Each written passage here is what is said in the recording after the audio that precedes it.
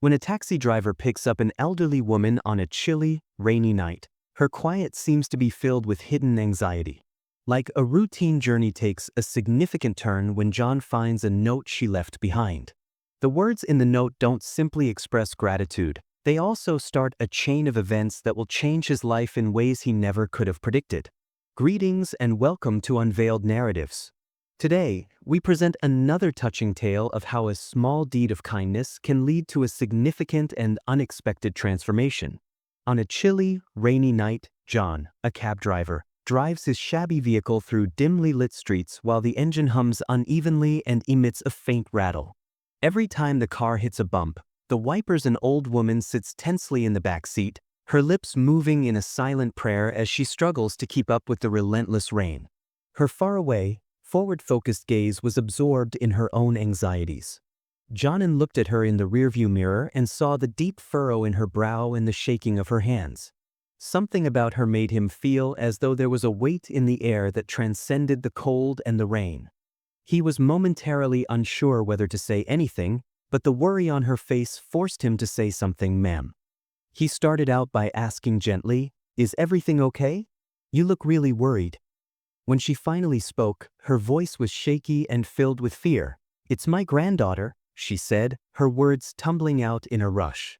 "She collapsed at home a little while ago, and they've taken her to the hospital, and I don't know how serious it is. I just need to get there quickly." The woman flinched slightly as if pulled from her thoughts, meeting his gaze in the mirror, her eyes glistening with unshed tears. John gripped the steering wheel more tightly. "I'm really sorry to hear that," he said, his tone steady but warm, "but don't worry, kids are stronger than we think doctors are these days. Whatever it is, I'm sure they'll handle it, she'll be all right." His heart sank at her words. He didn't know this woman didn't know her granddaughter, but the raw emotion in her voice hit him like a punch to the gut. He took a deep breath, steadied himself, and offered a comforting smile through the mirror. The woman gave a feeble nod, but her anxiety persisted as she studied JN in the mirror. His gentle gaze questioned, "Do you have children?" in a tone that probed for comfort. John nodded, a small smile piercing the moment's gravity. "I give my 12-year-old daughter Sophia all I could possibly want." The elder woman's face softened at his words. She leaned forward slightly, her tension momentarily easing, and as she focused on him instead of her own worries, "You must be so proud of her," she said, her voice gentle. He said, a trace of pride in his voice, "but it hasn't been easy. I lost my wife when Sophia was 5. It's just been the two of us since she's my whole world. Everything I do is for her." The woman's heart tightened as Jen spoke of losing his wife. She remembered her own struggles, how after her husband passed, the world seemed unbearably heavy. Raising her children alone had been harder than she ever imagined, and she often wondered how she'd made it through, but somehow she'd kept going just as John was doing now. For Sophia, the resilience they both shared made her heart ache with understanding. The woman's eyes glimmered with empathy. "She sounds like a wonderful girl," she said. "Is she in school?" "Yeah, middle school now," John said, his tone brightening slightly, "but high school's just around the corner." He concluded by saying, "I'm saving every penny I can to make sure she gets the education she deserves. She has big dreams, and I want to make sure nothing holds her back." The woman's eyes went to the inside when the car bounced slightly over a small pothole, the suspension's creak shattering the momentary calm and lingering for a time. A faint rattle from the engine's uneven rhythm hinted at the automobile's protracted fight to keep moving. "This taxi must take a lot to keep it going," she murmured, her voice tinged with wonder, as the tattered upholstery, faded dashboard, and uneven engine hum all told a narrative of years of hard use and a driver who had kept it running against the odds. John laughed softly, but there was a faint tone of fatigue in his voice. "You have no idea." The elder woman nodded thoughtfully for a moment, and the worry in her eyes seemed to give way to admiration. "You must really love her," she said softly, "more than anything. It's been my lifeline for years, but it's not what it used to be. Repair every week, and it's getting harder to keep up. I've thought about getting a new one, but well, Sophia's education comes first. Priorities." John's voice was steady but full of emotion. "She's my princess. She deserves the best."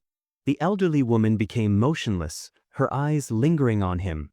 There was something unsaid in her look, a subtle recognition of his efforts, even if it meant that I would have to work twice as hard. As the hospital approached, She appeared to straighten in her seat, her worry returning with full force.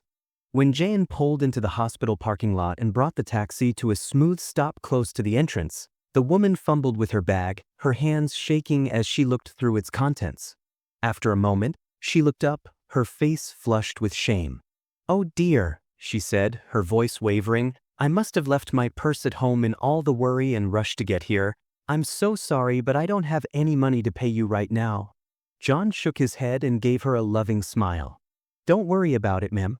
He stated that family comes first. "Just concentrate on your granddaughter. You don't have to justify anything." The woman's eyes were fixed on him. She muttered, "Thank you," feeling so grateful that she wasn't quite sure what to say. John took a used business card out of his pocket and said, "If you need a ride later tonight, just give me a call." He added, "I'm out driving late anyway, but I'll get you where you need to go." As John turned to face the parking lot, the woman took the card with a trembling hand and clutched it tightly. She swiftly took a small notepad and pen from her bag and wrote down a few words, looking at John briefly as she did so. She then discreetly placed the note on the passenger seat, being careful not to draw attention to herself. "You're a good man." "John," she responded in a passionate voice. "Thank you." "You're a decent man," John said, nodding with a small smile. John Joe said, "Thank you," in an emotionally charged voice. "Take care." Jin nodded with a small smile on his lips and said, "I hope everything turns out okay."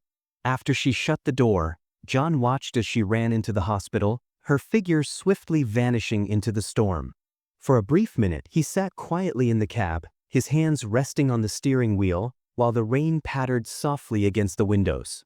After a few moments, with a last look toward the hospital, John put the car in gear and pulled away into the rain-soaked night, the rhythmic sound of the rain accompanying his thoughts. He said a silent prayer, not knowing the woman or her granddaughter, but carrying their fear as if it were his own. He prayed for strength for the grandmother and healing for the child. When John sees a neatly folded note on the back seat, his grip on the steering wheel tightens slightly as he looks at it through the rearview mirror, wondering if it's something the woman left behind. He slows down the taxi and pulls over to the side of the road, stopping at the corner. He turns on the interior light and carefully reaches for the note, scanning the words as he starts to read. "Thank you for your kindness. I'm truly sorry for any trouble I caused, but I'll never forget your generosity. Although I am unable to pay you back directly, I know someone who can. Please come to this address tomorrow at noon, and we will be waiting for you with something wonderful." As he read the note, John's thoughts were racing. Who was this woman really? He hadn't felt that his generosity deserved anything in return, but now he had a message asking him to go to a place the following day. What might be there waiting for him? The thought of being involved in something more than a simple ride lingered in his mind as he tucked the note back into his pocket. He was curious and confused. He would find out tomorrow, but for now, all he could do was wonder who the stranger was and how she was related to the mysterious offer. The following afternoon, John follows the address from the note, still unsure of what he is entering, and it leads him to a sizable building that is probably a showroom of some kind. He exits his old, rusted taxi and approaches the entrance, where the doors automatically open and he is met with the sound of silence and the shiny appearance of the cars on display. Before he can process everything, a manager comes up and shakes hands. The manager greets Mr. John with a kind grin and says, "We've been waiting for you. Please follow me." As the manager walks down the rows of shining cars, Jin, still unsure, follows him. His mind is racing with questions, and the manager stops in front of one of the cars, turning to smile and saying, "This is it, the car you've been waiting for."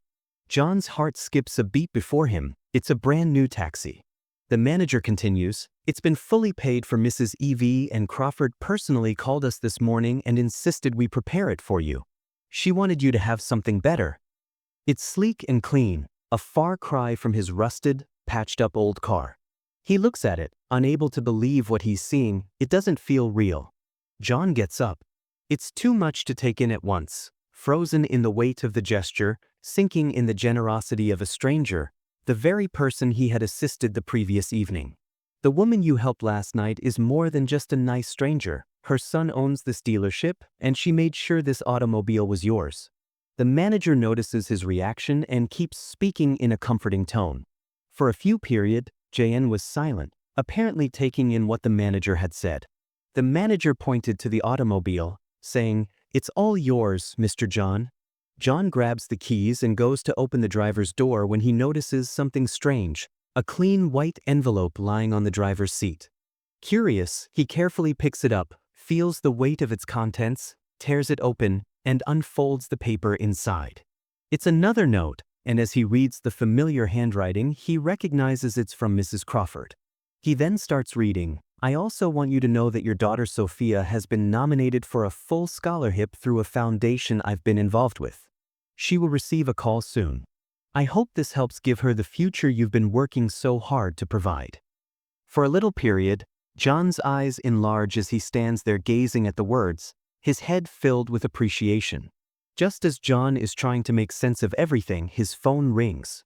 The number is unfamiliar, but something about it feels significant, so he hesitates for a moment before answering, his heart still thumping. Sophia's future is secure, and it's all thanks to a simple act of kindness. He never expected any of this. He just did what he thought was right, helping a stranger in need. Now, it feels like the universe is returning that kindness in a way he could never have imagined. "Mr. John the First wanted to personally thank you one more for your generosity last night," Mrs. Crawford replies in a calm, loving voice. "I'm happy to inform you that my granddaughter is doing well and that the doctor has predicted a full recovery." John's throat tightens and he takes a deep breath to fight back tears as the weight of everything that has happened over the past day presses down on him. He's been a part of something bigger than he ever imagined, and his small act of kindness has not only changed his life but also provided comfort to someone in need. "Your words truly helped me stay calm when I needed it most." That John expresses that in such an emotionally charged voice makes me very happy. "I've been concerned about her." The woman's voice softens and becomes grateful. "She is strong like you, and I know you will continue to fight for your daughter. I wanted to let you know that everything I did today was in return because I believe you deserve this." John, the magnitude of it all settles in the new automobile, the scholarship for Sophia, the relief that comes from knowing the woman's granddaughter is safe, and the words struck him so hard that he momentarily lost his words. It feels like a second opportunity. As John grasps the keys tightly, a memory of his own father emerges. He taught John to be kind not because it would bring him rewards but because it was the right thing to do. As John considers the course of events, he realizes how true those words were, and he chooses to share this lesson with Sophia, reminding her that even small acts of compassion done without expecting anything in return can have unimaginable ripple effects and that life will find a way to repay kindness in its own time. If this story moved you, please remember to like this video. Additionally, for more motivational stories, please subscribe to our channel. You never know how far kindness may reach, so share this story with someone who needs a reminder of its power. We'll see you in our next story. Until then, be careful and keep in mind that compassion has a priceless influence even though it is free.